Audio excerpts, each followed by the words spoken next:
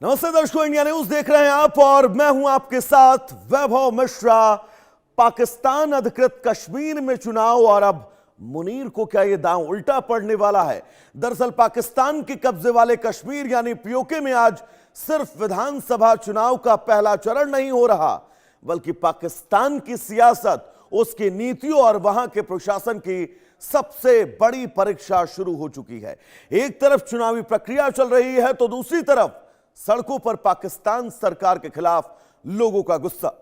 महंगाई, बेरोजगारी, बिजली के बढ़े हुए बिल, सरकारी दखल और राजनीतिक अधिकारों की मांग को लेकर कई महीनों से जारी आंदोलन अब निर्णायक मोड़ पर है। जम्मू कश्मीर ज्वाइंट अवामी एक्शन कमेटी के नेतृत्व में हजारों लोग मुजफ्फराबाद मार्च का ऐलान कर चुके हैं।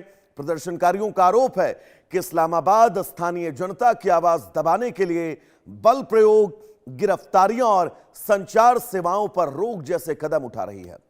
वहीं पाकिस्तान सरकार कानून व्यवस्था बनाए रखने के लिए भारी संख्या में सेना और सुरक्षा बलों की तैनाती कर रही है। सबसे बड़ा विवाद उन 12 शरणार्थी सीटों को लेकर है जिन पर स्थानीय संगठन का आरोप है कि इनके जरिए इस्लामाबाद चुनावी नतीजों को प्रभावित करता है। ऐसे माहौल में चुनाव की निष्पक्षता पर भी सवाल उठ रहे हैं। रावलकोट, मीरपुर और दूसरे इलाकों में बड़ी संख्या में लोगों के मुजफ्फराबाद कूच करने के आह्वान ने हालात को अब और भी ज्यादा संवेदनशील कर दिया है। आवामी एक्शन कमेटी के नेताओं का कहना है कि अब उनकी लड़ाई सिर्फ महंगाई के खिलाफ नहीं, बल्कि पीओके के लोगों के अपने फैसला लेने के अधिकार दिलाने की है। ऐसे में आज का दिन तय करेगा कि पीओके में लोकतांत्रिक प्रक्रिया मजबूत होगी या फिर चुनाव और आंदोलन सामने सामने खड़े होकर नए राजनीतिक टकराव की अब नई इबारत, नई कहानी लिखने वाले हैं। यह बहुत महत्वपूर्ण अपने आप में। हमारे साथ कर्नल टीपी त्यागी जी जुड़े हुए हैं, डिफेंस एक्सपर्ट हैं। सर, बहुत स्वागत है आपका इंडिया न्यूज पर। धन्यवाद।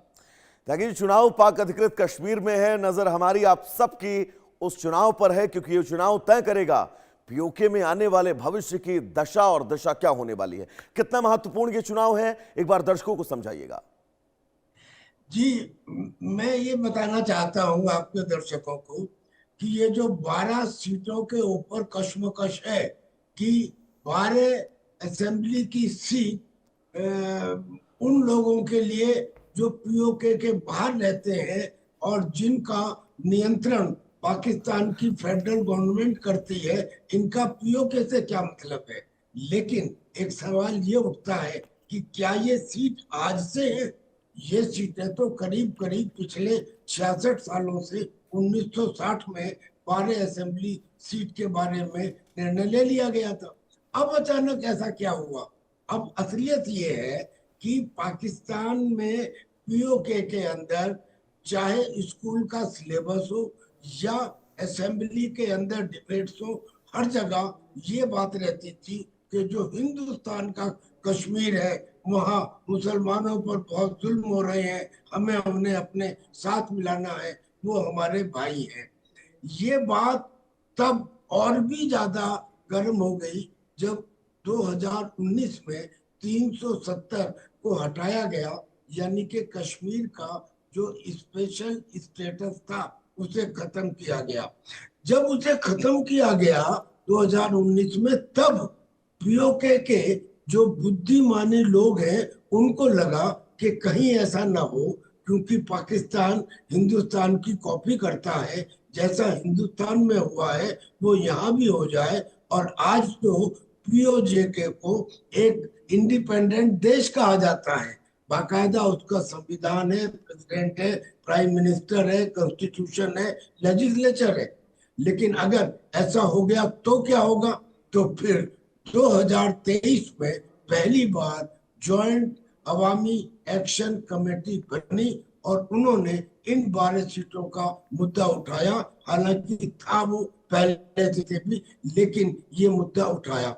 अब ये मुद्दा उठाने के बाद पीओके की गवर्नमेंट ने उन्हें तो टेररिस्ट डिक्लेयर कर दिया।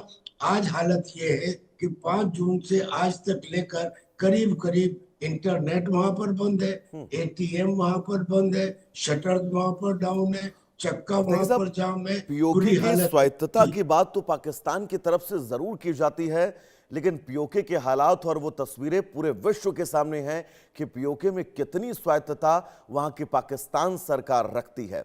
एक महत्वपूर्ण सवाल त्यागी जी यहां पर यह भी हो जाता है कि पाकिस्तान की सरकार किस पार्टी को चाहेगी, किस धड़े को चाहेगी कि वो पीओके पर शासन करे, ताकि वो उसके कंधे पर रखकर बंदूक दाग सके और पीओके की जनता के खिलाफ जो उनकी दमनकारी नीतियां हैं, उन नीतियों को वो लगातार आगे बढ़ा सके। नहीं जी, अब ऐसा नहीं होगा।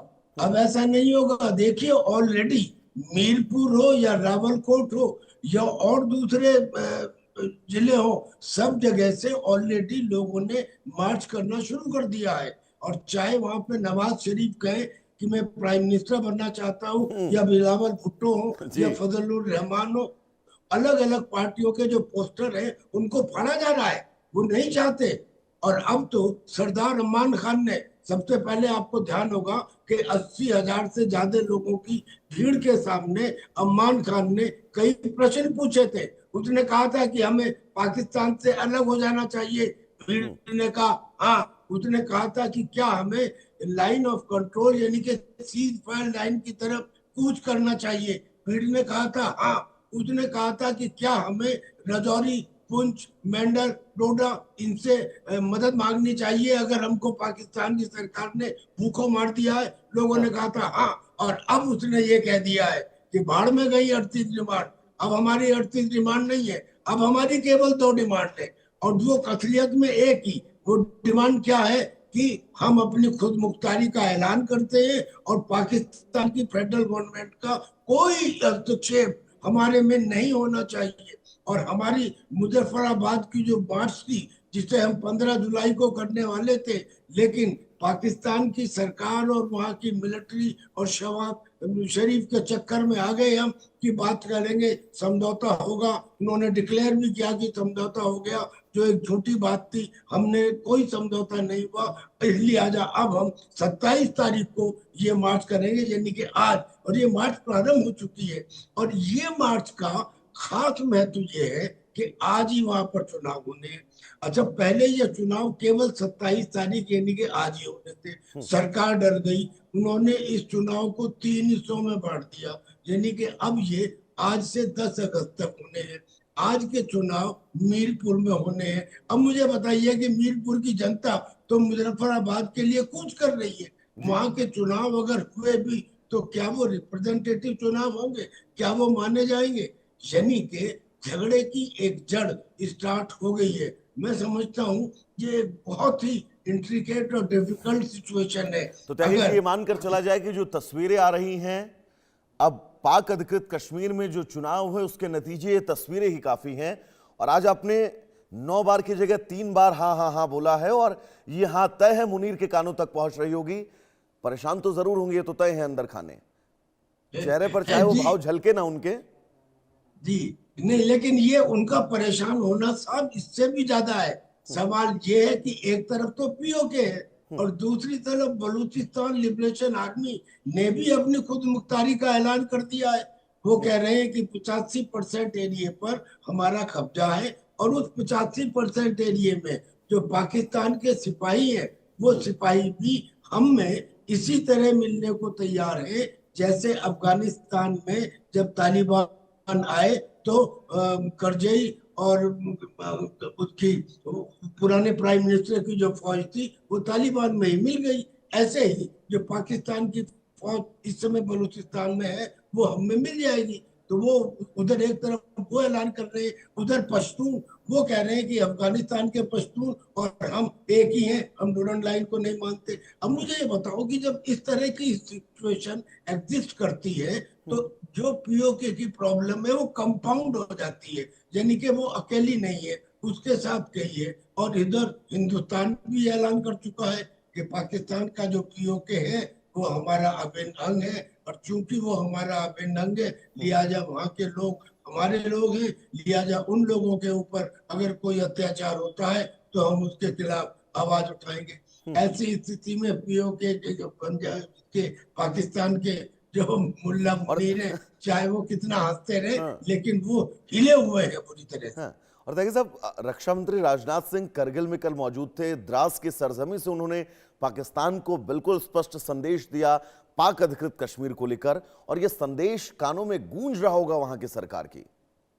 जी, अरे हमारे जो माननीय रक्षा मंत्री जी हैं कमर, उन्होंने पहले एक संदेश दिया था जब वो सर क्रीक में गए थे, और उन्होंने कहा था कि अगर पाकिस्तान ने कोई षड्यंत्र रचा तो याद रखें कराची का रास्ता सर क्रीक से होकर गुजरता है। इस बार भूगोल और इतिहास दोनों बदल देंगे। और अब उन्होंने पीओके के बारे में भी वो पहले कह चुके हैं कि पीओके स्वतः ही हिंदुस्तान में मिल जाएगा, क्योंकि पीओके के लोग अब ये देख रहे हैं कि हमको जो बताया गया कि हम बड़े अत्याचार हो रहे हैं इंडिया की तरफ से कश्मीर के लोगों के ऊपर, वहां तो विकास हो रहा है, वहां तो खुशी है, वहां तो पुराने जमाने के बंद पड़े जो पिक्चर हॉल थे वो भी खुल दिए गए हैं। वहां पे तो लाल चौक के ऊपर तिरंगा झंडा लहराया जाता है, बाकायदा राष्ट्रीय गीत गाए जाते हैं। तो ऐसे में अब कब तक बहकाएंगे? और अब तो पाकिस्तान की जुबान बंद हो जाएगी यूनाइटेड नेशन में भी,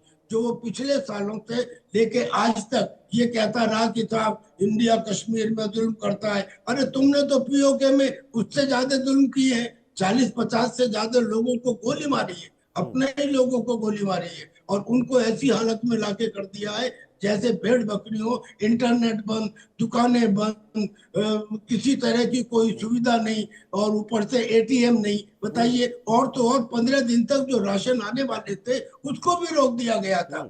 यानी कि जो सप्लाईज पाकिस्तान पंजाब की तरफ से आ रही थी पीओके में, उन्हें भी रोक दिया गया था। तो इस अब बिल्कुल सरकार देखिए साहब, को आप अपने देश की जनता का, अपनी ही आवाम का अगर हुक्का पानी बंद कर देंगे, इंटरनेट बंद कर देंगे, वहां पर राशन नहीं पहुंचने देंगे, सड़कों पर बैरिकेड्स लगा देंगे, वहां पर पाक अधिकृत कश्मीर में सेनाएं अपनी तैनात कर देंगे, और जो आवाम अपनी आवाज उठाएगी उनके सीने पर आप गोली मारेंगे, तो बहुत सारे सवाल हैं ताकि जी। लेकिन ये पाक अधिकृत कश्मीर में जो चुनाव का ये पूरा समीकरण है, ये तय है, बहुत लचीला बनाया गया है ताकि आप इसका फायदा उठा सके, और इसका फायदा पाकिस्तान की सरकार हमेशा से उठाती भी आई है। इस चुनावी समीकरण को एक बार जरा समझाइएगा हमारे दर्शकों को। सर देखिए, ऐसा है कि पाकिस्तान की जो असेंबली है इसमें 53 सीटें हैं। उन 53 सीटों में से 12 सीटें तो वो हैं जो दिखाने के लिए बेशक कही जाए कि वो पीओके असेंबली की हैं, असलियत में वो फेडरल गवर्नमेंट ऑफ पाकिस्तान के कंट्रोल में है। उन्हीं की पार्टी जो विनिंग पार्टी होती है करीब करीब वो उसी की होती है। ऐसे ही 8 सीटें औरतों के लिए और टेक्नोक्रेट के लिए हैं, यानी कि 12 + 8 20 सीटें निकल गई। 53 में से 20 निकलने के बाद अब जो 33 सीटें बचती हैं, असलियत में ये चुनाव उनके ऊपर है। उन 33 सीटों की वजह से जो पीओके के लोग हैं वो ही चुनाव में आ पाते हैं जो फेडरल गवर्नमेंट की किसी पार्टी से समर्थित हो।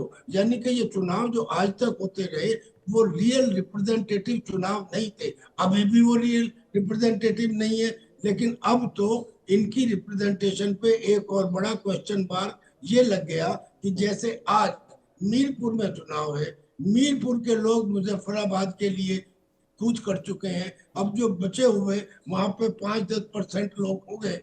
अगर उनके ऊपर चुनाव करके रिजल्ट डिक्लेयर कर दिए जाते हैं तो क्या गारंटी है कि कल को लोग फिर खड़े होकर कहेंगे कि ये चुनाव, क्योंकि लोगों को भी त्यागी साहब पता है कि उनको वोट देना है, मताधिकार उनका हक है, लेकिन उसके बावजूद भी अगर वो अपना ही लोकसभा विधानसभा छोड़कर मुजफ्फराबाद की तरफ कूच कर रहे हैं तो उनको भी पता है कि अब आगे क्या करना है। फिलहाल त्यागी जी, आपका बहुत बहुत शुक्रिया हमसे जुड़ने के लिए, इस तमाम जरूरी जानकारी को हमारे दर्शकों तक पहुंचाने के लिए। आगे बढ़ेंगे, इस बीच बड़ी खबर आपको बता दें, वेनेजुएला